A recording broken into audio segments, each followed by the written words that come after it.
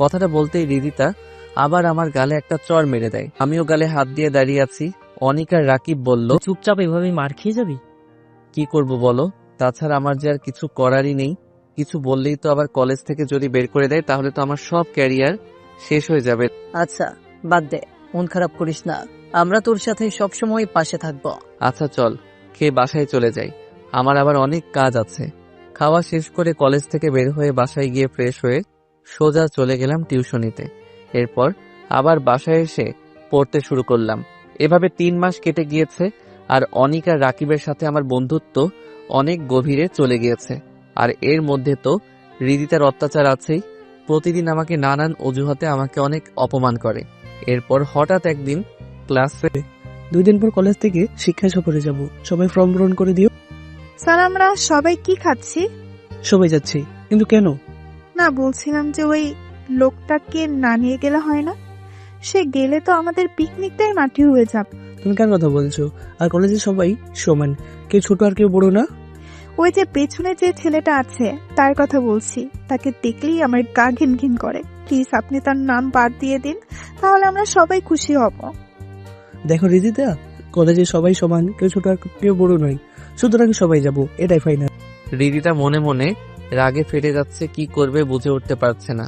Class শেষ, তাই হৃদিতা সোজা জাহিদের কাছে চলে গেল আর বলল, তুই ভুলেও আমাদের সাথে যাবি না, আর যদি যাস তাহলে তোর এমন অবস্থা করব যেন 1 মাস হাসপাতালে থাকতে হয়। আচ্ছা ঠিক আছে, আমি যাব না। আর আমার কাছে পিকনিকে যাওয়ার মতো টাকাও নাই, তাই আপনি টেনশন করবেন না। ঠিক আছে, কথাটা যেন মনে থাকে। পর আনিক আর রাকিব আমার কাছে একটা ফর্ম নিয়ে এসে বলে, বন্ধু, এটা পূরণ কর তাড়াতাড়ি। কি এটা? পিকনিকে যাওয়ার ফর্ম? না রে বন্ধু, তোরা যা, আমি যাব না, আমার কাজ আছে অনেক। তুই না গেলে আমরা কেউই যাব না। তোরা বুঝবার চেষ্টা কর, আমি গেলে অনেক সমস্যা হবে। দেখলি তো হৃদিতা আমাকে সবার সামনে কিভাবে অপমান করেছে। আরে বাদ দে তো ওই মেয়ের কথা। তুই যাবি আমাদের সাথে থাকবি আর মজা করবি, আর তোদের টাকা আমি দিব, এ আমি আগে থেকে বলে দিলাম। শালা মায়ের খাবি কিন্তু, টাকা আমি দিব। এভাবে তাদের মাঝে মজার ঝগড়া আর খুনসুটি হতে হতে 2 দিন পর কলেজের সামনে সবাই হাজির হলো বাসের সামনে। আর বাসের সামনে আসতেই হৃদিতা দেখলো আবুলটা বাসের ভিতরে ঢুকছে। হৃদিতার তো তা দেখে রাগে ফেটে যাচ্ছে। সবাই বাসে বসে বক্সের তালে তালে গান গাইছে আর নাচানাচি করছে, আর আমি পিছনের সিটে এক কোণে বসে আছি যাতে আবার কোনো। এরপর সারা রাত বাসে ঘুমানোর পর সকালবেলা আমরা নামলাম কক্সবাজার। সবাই একে একে বাস থেকে নামতে লাগলো। আমি আর অনিক আর রাকিব আমরা একসাথে নামলাম। স্যার আমাদের সবাইকে ডাক দিয়ে বললেন, এখানে যেন কোনো ধরনের সমস্যা না করি আর কাউকে না বলে একা একা দূরে কোথাও না যাই। এরপর সবাইকে নিয়ে হোটেলে নিয়ে গেল, যেটা আগে থেকেই বুকিং করা ছিল। আমাদের 3 জনের একটা রুমের চাবি দিল। আমরা রুমে গিয়ে রেস্ট নিলাম আর কিছুক্ষণ পর সবাই ঘুমিয়ে পড়লাম। এরপর দুপুরে উঠে সবাই খাওয়া শেষ করে বিকেলবেলা আবার সবাই এক জায়গায় হাজির। সবাই এখন আশেপাশে ঘুরতে যাও, কিন্তু ভুলেও বেশি দূরে যাবে না, তাহলে তার বিরুদ্ধে কঠিন ব্যবস্থা নেওয়া হবে। বাহিরে আসতেই স্যার বলল, সবাই এক হও, গ্রুপে ছবি তুলতে হবে।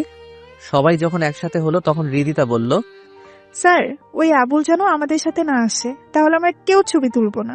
আমি দেখলাম হৃদিতার সাথে সাথে তার বন্ধুরাও আমাকে তাদের সাথে আসতে না করছে। তখন স্যার বলল, দেখো এটা ঠিক না, তোমরা সবাই ছেলেটাকে এভাবে অপমান করতে পারো না, আর এটা কলেজের নিয়ম, সবাইকে ছবিতে থাকতে হবে। তাহলে আপনিও ছবি তোলেন, আমরা সবাই গেলাম। আপনারা কেউ যাবেন না, আর আমার ছবি তুলতে কোনো ইচ্ছা নেই। আপনারাই ছবি তুলুন, আমি অন্যদিকে আছি। স্যার আবুল যখন বলে দিয়েছে সে ছবি তুলবে না, তাহলে তো হয়েই গেল। স্যার আর কিছু না বলে আমাকে একা রেখেই ছবি তুলে ফেললো। আমি অন্যদিকে আনমনে তাকিয়ে আছি। একটু পর আমার কাঁধে কে যেন হাত রাখলো। পিছনে তাকিয়ে দেখি অনিক আর রাকিব আমার দিকে রাগী দৃষ্টিতে তাকিয়ে আছে। কে তোরা আমার উপর এভাবে রাগী ভাবে তাকিয়ে? তুই ছবি তুলতে আসলে না কেন? এমনি রে, আমার এগুলো ভালো লাগে না। তুই হৃদিতাকে কেন এত ভয় পাস? আমরা তো আছি তোর সাথে।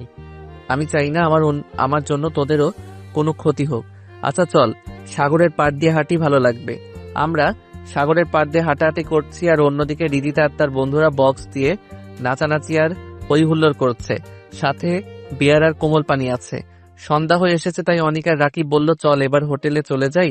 আমি বললাম, তোরা যা, আমি একটু পর আসতেছি। তারাও কিছু না বলে আমাকে রেখে চলে গেল। আমিও সামনের দিকে হাঁটছি, আর দূরে আগুন জ্বালিয়ে একটা মেয়ে আর কিছু ছেলে নাচানাচি করছে বলে মনে হলো।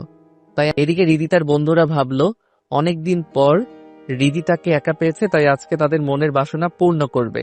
তাই তারা বেয়ারের গ্লাসে ঘুমের ওষুধ মিশিয়ে রিদিতাকে দিল, আর রিদিতাও কিছু না বুঝে সেটা খেয়ে ফেললো। এরপর রিদিতা মাতলামি করতে লাগলো। আমি দূর থেকে এবার কাছে চলে আসলাম, আর এসে দেখছি রিদিতাকে তারা মাটিতে ফেলে এটা বুঝতে বাকি রইল না। তাই আমি আর চুপ থাকতে পারলাম না। আমি আমার আগের রূপটা একটু তাদেরকে দেখিয়ে দিলাম। একটাকে ধরে দিলাম একটা ঘুষি। সেই ঘুষি খেয়ে মুখে হাত দিয়ে দেখে রক্ত বের হচ্ছে, তাই দেখে বাকিরাও সেখান থেকে পালিয়ে যায়। আমি এরপর নিচে তাকিয়ে দেখলাম রিদিতা মাটিতে শুয়ে আবল তাবল বকছে। তাকে এখন কি করা যায় তাই ভাবছি, আর আশেপাশে দেখছি কেউ নেই আশেপাশে, তাই বাধ্য হয়ে তাকে কোলে তুলে নিলাম। মা গড়ে এই মেয়ে দেখছি অনেক ভারী। আমার মাথা দিয়ে ঘাম বের হচ্ছে। অনেক কষ্টে হোটেলের ভিতরে নিয়ে গিয়ে রিদিতার রুমের চাবিটা নিয়ে ওর রুমে দিয়ে আসলাম। ওকে রুমে এসে খাটে শোয়াতে রিদিতা আমাকে তার কাছে টেনে নিল, আর আমি সোজা তার শরীরের উপরে পড়ে যাই। সে নেশার ঘরে আমাকে তার ঠোঁটে কিস করতে লাগলো। আমি তাকে ছাড়ানোর অনেক চেষ্টা করছি, কিন্তু তার উপর যেন অন্য কেউ ভর করে আছে। অনেক কষ্টে তাকে ছাড়িয়ে এরপর রিদিতাকে শুইয়ে দিলাম, আর আমি রুম থেকে বের হয়ে গেলাম। ভাবছি একটু আগে কি হয়ে গেল, এটাই আর কেউ দেখেও নি। এগুলো মনে মনে ভাবতে ভাবতে আমার রুমে গিয়ে দেখি তারা ঘুমিয়ে পড়েছে। আমিও গিয়ে ঘুমিয়ে পড়লাম। এরপর সকালে ঘুম থেকে উঠে দেখি বাইরে অনেক হইচই। আমি বাহিরে আসতেই রিদিতা আমাকে দেখেই আমার জামার কলার ধরে চড় থাপ্পড় দিতে লাগলো, আর তুই নাকি আমাকে কালকে ওখানে নিয়ে এসেছিস? তোর এত বড় সাহস হলো কিভাবে আমাকে নিয়ে এসেছিস? আমি বললাম, আপনি কিভাবে জানলেন? হোটেলের স্টাফকে বলাতে সে তোর কথা বলেছে। দেখুন, আমার কিছু করার ছিল না। কালকে রাতে আপনি বাহিরে অজ্ঞান হয়ে পড়েছিলেন, সেখান থেকে আমি আপনাকে এখানে নিয়ে এসেছি। দাঁড়া, আমি আসতেছি, এরপর তোর ব্যবস্থা নিচ্ছি। বলে রিদিতা হোটেলের সিসিটিভি রুমে গিয়ে কালকে রাতে এখানে কি হয়েছে সেগুলো দেখতে লাগলো। আর যা দেখলো তা দেখে তো তার সারা শরীর পুড়তে লাগলো। দেখছে আবুলটা তাকে কোলে করে তার রুমে নিয়ে যাচ্ছে। এরপর সোজা আমার কাছে এসে আমাকে মারতে লাগলো। বল, আমার সাথে কি করেছিস কালকে রাতে? তুই আমার ইজ্জত নিয়েছিস? তার কথা শুনে সবাই তো অবাক, আমিও অবাক। কি বলছে এই মেয়ে? এখন আপনার কোথাও ভুল হচ্ছে।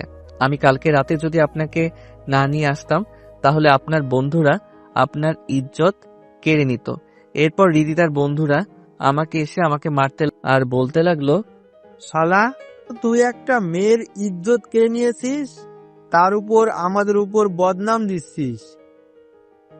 ওই ফকিরের বাচ্চাটাকে মার, মেরে ওর অবস্থা এমন করবি যাতে আর এমন কাজ না করতে পারে।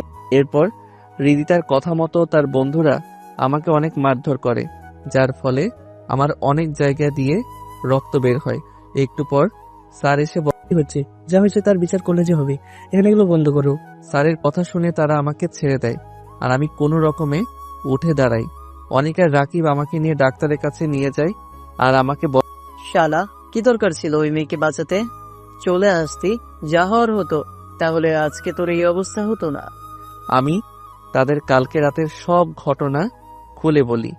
আমার কথা শেষ হতেই অনিক আমাকে একটা চড় মারে আর বলে, বাদ দে বন্ধু, আমি কিভাবে পারবো এমন একটা খারাপ পরিস্থিতিতে তাকে ফেলে আসতে। আমি না হয় মার খেয়েছি, কিন্তু একটা মেয়ের যা নাকি তার জীবনের সম্পদ, সেটা আমরা তোর মতো বন্ধু পেয়ে অনেক খুশি। এগুলো বাদ দে, এখন কি হবে? কলেজে তোর বিচার হবে। কি বিচার হয় সেটাই তো চিন্তার বিষয়। যা হবার হবে। আল্লাহ যা করবেন ভালোর জন্য হবে। এরপর আমরা ডাক্তারের দোকান থেকে নিজের কিছু কিছু জায়গাতে ব্যান্ডেজ করে আর ওষুধ নিয়ে চলে আসলাম হোটেলে। হোটেলে আসার পর স্যার সবাইকে বলল, কালকে সবাই চলে যাব কলেজের উদ্দেশ্যে, তাই সবাই যেন তৈরি থাকি। এই বলে স্যার চলে গেলেন। পরদিন সকালে বাস আবার কলেজের উদ্দেশ্যে রওনা দিল। এরপর সারাদিন পর সন্ধ্যায় বাস এসে কলেজের সামনে থামলো। যে যার বাস থেকে নেমে বের হতে লাগলো, আর আমি আর আমার বন্ধুরা নেমে পড়লাম। আমি নামতেই রিদিতা বলল, কালকের জন্য রেডি থাকতে। আমি আর কিছু না বলে চলে গেলাম। যার জন্য করি চুরি সেই বলে চোর। কথাটা ভেবে অনিকা রাকিবকে বিদায় দিয়ে আমিও বাসায় চলে আসলাম। এসে ঘুমিয়ে পড়লাম। এরপর সকালে ঘুম থেকে উঠে কলেজের উদ্দেশ্যে রওনা দিলাম। কলেজে আসতে দেখলাম কলেজের মাঠে অনেক লোকজন। আমি ভিতরে যেতেই রিদিতা আমার জামার কলার ধরে টানতে টানতে মাঠের মাঝখানে, সেখানে দেখলাম ছাত্রছাত্রী ছাড়াও স্যার ম্যাডাম আর প্রিন্সিপাল স্যারও আছেন। আমাকে সবার সামনে এনে রিদিতা বলল, বাবা, এই ফকিন্নির বাচ্চা আমার সব শেষ করে দিয়েছে। আমি এখন মুখ দেখাতে পারবো না। ওকে এমন শাস্তি দাও যেন ভুলেও কোনো মেয়ের সাথে এমন কাজ করার আগে 10 বার ভাববে। প্রিন্সিপাল স্যার বলল। একে টিসি দিয়ে বের করে দেই। রিদিতা বলল, না বাবা, একে এত তাড়াতাড়ি এখান থেকে বের করে দেওয়া যাবে না। এর থেকে ভালো হবে আজকে সে আমার চাকর হয়ে থাকবে। এটাই হলো তার শাস্তি।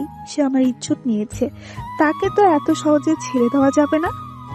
আমি শুধু রিদিতার কথাগুলো চুপ করে শুনছি, কিছু বলছি না।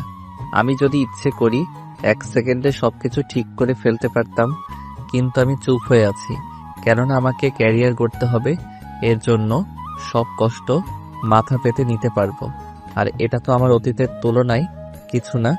আমি অতীতে যা করেছি সেগুলো এর তুলনায় সব তুচ্ছ। কথাগুলো মনে মনে ভাবছি। এরপর প্রিন্সিপাল স্যার আমার সামনে এসে বলল, এবারের মতো তোকে আমার মেয়ের কথা চিন্তা করে ছেড়ে দিলাম। আর আমার মেয়ে যা বলে তাই কর, যদি ওই কলেজে থাকতে চাস। কথাগুলো বলে চলে গেলেন। এরপর যে যার মতো চলে গেল। ক্লাসে একটু পর আমিও ক্লাসে আসলাম। ভিতর রিদিতা আমায় বলল, এই আবুল, আমার সামনে আয়। আমিও তার সামনে চলে আসলাম। আর আসা মাত্র রিদিতা আমায় বলল, তোকে আমি তিল তিল করে কষ্ট দিব, যে কষ্ট তুই না পারবি সইতে, না পারবি কাউকে বলতে। আমি রিদিতাকে অনেক বোঝালাম, দেখুন আপনি আমাকে ভুল বুঝছেন, প্লিজ আমার ক্যারিয়ারটা শেষ করে দিবেন না। আমার অনেক স্বপ্ন, আমি একদিন নিজের পায়ে দাঁড়াবো। আমার কথা শুনে রিদিতা হাসতে লাগলো।